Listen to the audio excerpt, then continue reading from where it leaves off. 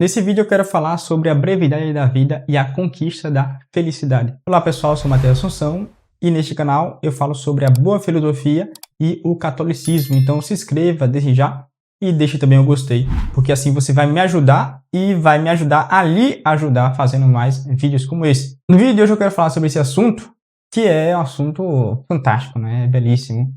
Esse assunto do memento mori, lembrai-vos que da vossa morte, né? Lembrai-vos da vossa mortalidade. Sobre esse assunto, vários autores falaram, né? Sêneca, por exemplo, ele vai dizer o seguinte: vamos preparar nossas mentes como se tivéssemos chegado ao fim da vida. Não adiemos nada. Vamos equilibrar os livros da vida todos os dias. Quem dá os retoques finais em sua vida todos os dias nunca fica com pouco tempo. Ele pede que nós meditemos sobre a mortalidade. É o memento mori, não é, que nós vamos ver no judaísmo, entre os filósofos gregos e romanos, e também na arte sacra e na doutrina cristã. Não é? Especialmente com os novíssimos, nós vamos ter São Jerônimo, São Francisco, várias pinturas belíssimas, né, sobre essa questão. E no fim das contas, não é? Qual o significado da caveira na arte cristã? Esse é um dos assuntos que nós vamos aqui tratar nesse vídeo. Por que fazer isso? Por que refletir sobre a morte? É o que nós vamos conversar nesse vídeo de hoje e vamos aprofundar um pouco mais essas questões. Há algo que no nosso tempo é uma característica, não é? Que é essa questão da brevidade, não é?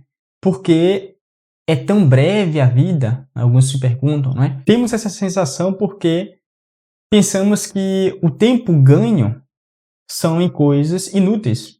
E hoje nós dizemos isso muito das redes sociais, não é? Com efeitos que nós percebemos, né, hoje em dia, já é algo patente, não é? Efeitos negativos na saúde mental, ansiedade, depressão, perda na formação da memória, perda de habilidades analíticas, empatia, as pessoas deixam de ter empatia pelos outros.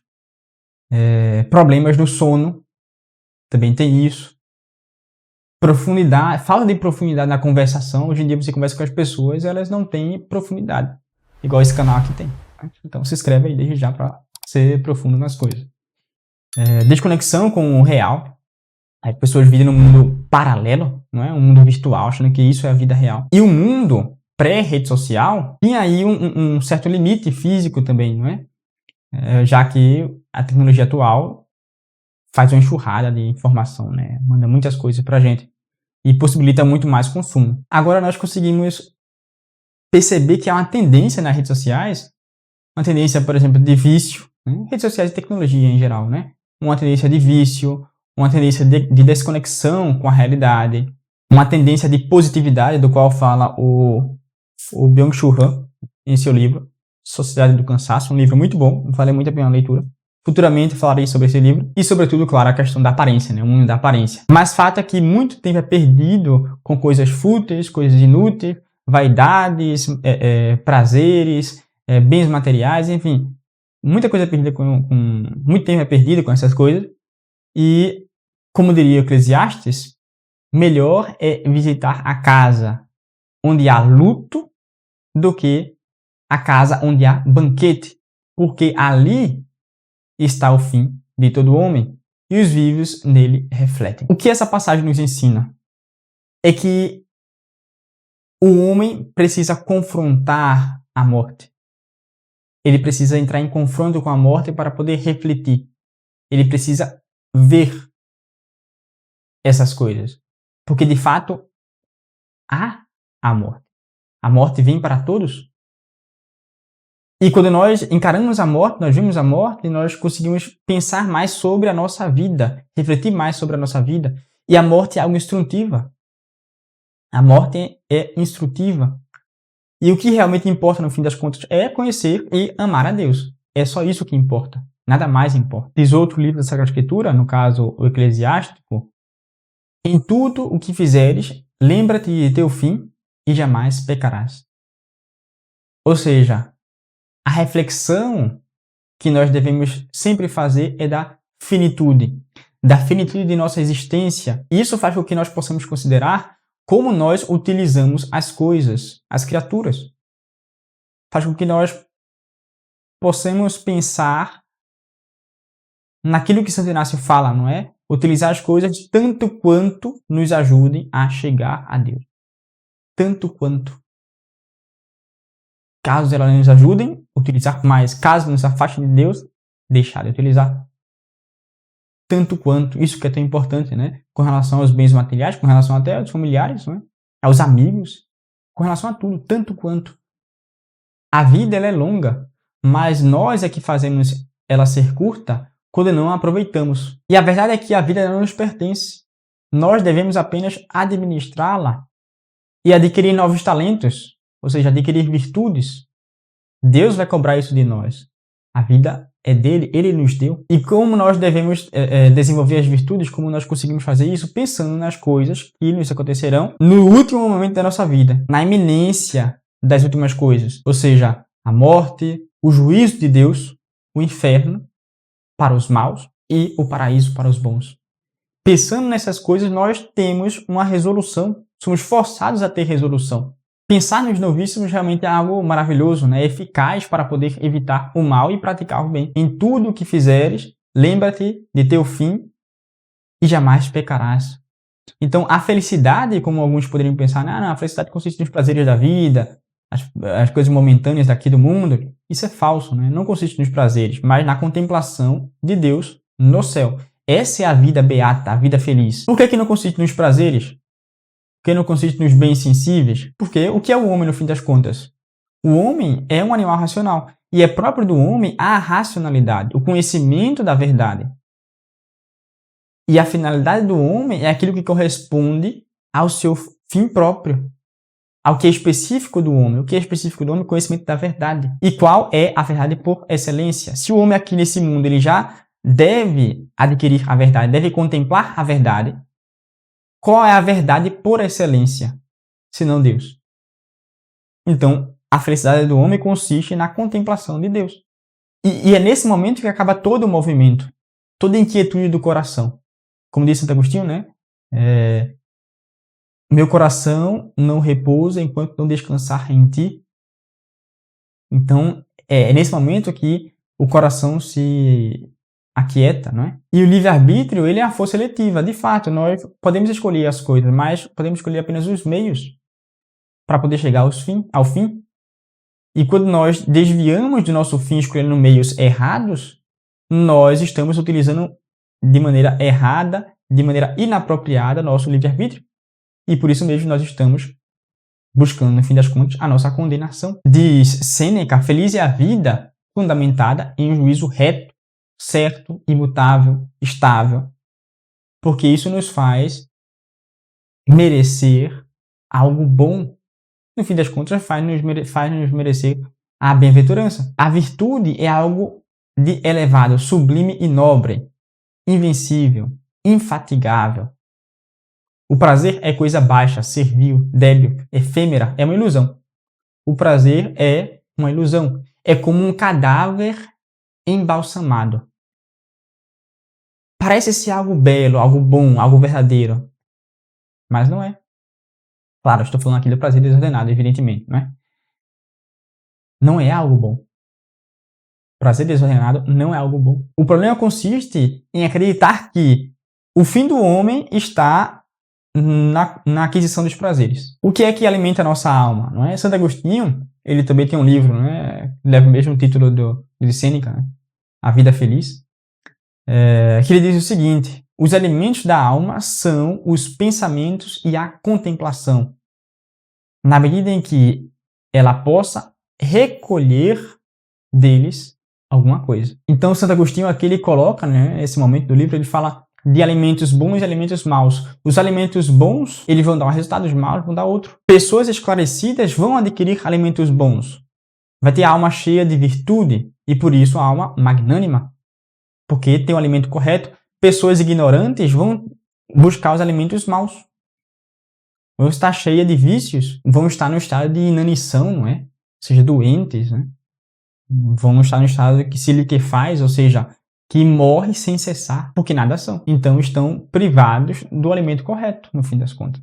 Estão privados desse alimento correto. E para você que quer ter o alimento correto, verdadeiro, bom, belo, faça a inscrição no nosso curso no Plano Saber Pensar, e lá você vai ter acesso a vários cursos, né, para poder alimentar a sua alma. O link está na descrição aí, é um preço irrisório, é menos que um almoço. Mas no fim das contas, não é? Quais são os alimentos saudáveis para a alma? É o conhecimento da verdade. E o conhecimento da verdade é o quê? É amor à verdade. O amor é uma amizade, uma verdadeira amizade. E o conhecimento da verdade, ele é um conhecimento natural e um conhecimento sobrenatural.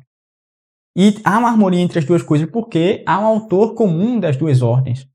Além disso, outro elemento é a aquisição da virtude. Então, praticar, né, atos bons, não é? Hábitos bons, adquirir hábitos bons que vão engrandecer a alma cada vez mais. E o que é alguma coisa? É justamente aquilo que permanece, que fica, que é sempre o mesmo. Uma verdade é a virtude. As coisas que não permanecem, nada são. Não valem de nada. Então, por que procurar bons alimentos para a alma o quanto antes? Por que nós devemos procurar bons alimentos para a nossa alma o quanto antes? Porque quem garante que eu vou acordar amanhã? Quem garante que eu vou acordar amanhã? Então devemos pensar em nos apressar como faz um atleta. O atleta, ele faz o quê? Ele se apressa para poder ganhar. Ele corre mais rápido. Ele busca adquirir a vitória mais rápido que os outros. Porque se ele fraquejar, se ele ficar pensando ali, não vou correr tanto não sei o quê, ele não vai ganhar. Ele tem que se empenhar. E se um atleta faz isso para poder receber uma coroa, não é? Uma coroa perecível, né? Por que nós não podemos fazer isso para poder receber uma coroa imperecível? Por que nós não fazemos isso para poder adquirir os bens espirituais? Não faz sentido, né? É algo desproporcional. As pessoas fazem isso para poder ficar forte, ter um corpo saudável, não sei o quê, mas os bens espirituais não fazem. Nós, frequentemente, rejeitamos essas coisas, né? Não procuramos esses bens que são imperecíveis, os bens perenes. O amor é, por excelência, a configuração a esses bens eternos. Nada de crás, não é deixar para amanhã. Não, quem garante que nós vamos ter amanhã? E se não, o que será de mim no fim das contas, se não tiver amanhã? O inesperado aumenta o peso de um desastre. Esta é a razão de Sêneca para garantir que nada nos pegue de surpresa. O inesperado. Eu posso não estar vivo amanhã. Diz o autor da Imitação de Cristo, quão feliz e prudente é aquele que procura ser em vida como deseja que o ache a morte. E Santo Agostinho, ele fala, não é? Aquela famosa frase, o Deus que te criou sem ti não te salvará sem ti. Então, nós devemos nos empenhar o quanto antes a adquirir, né, esses bens espirituais. E meditar sobre a morte nos faz ter uma vida muito melhor, né? Uma vida mais nobre, uma vida gratificante. E a arte sacra cristã nos ajuda a contemplar essas coisas, né? Os novíssimos, né? Por exemplo, pensemos em São Jerônimo, que frequentemente é pintado, né, pelos autores renascentistas, enfim, ao lado de uma caveira. São Jerônimo, que me parece que foi ele justamente que teve uma vida, né, antes de sua conversão, extremamente carnal, participava de orgias, enfim, me parece que é ele, não tenho certeza.